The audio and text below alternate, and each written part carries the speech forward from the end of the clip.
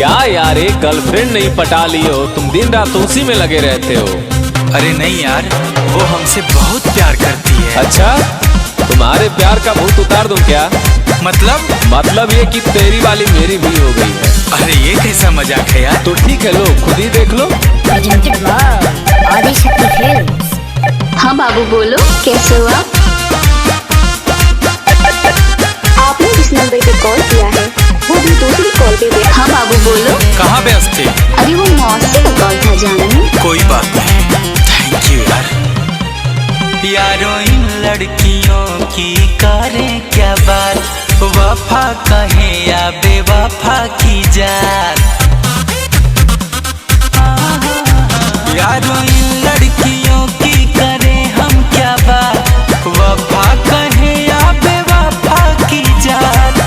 जिंदगी जीना तो बड़ी मुश्किल में है, दिल धोखे में है, धोखेबाज दिल में है, दिल धोखे में है, धोखेबाज दिल में है।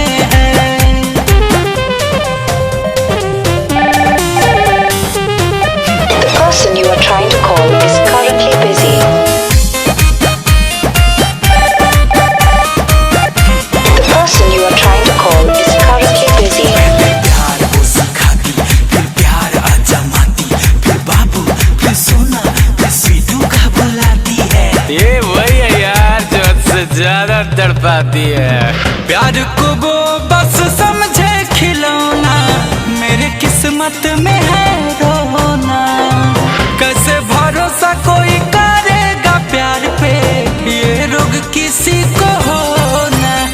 अरे दिल को तोड़ना, मुझ को मोड़ना, उसकी तो फितरत में है। लाख आएंगे लाख जाएंगे तो उसकी किस्मत में है। तड़पना तो प्यार में यारो हर महफिल में है, दिल धोखे में है, धोखेबाज दिल में है, दिल धोखे में है, धोखेबाज दिल में है।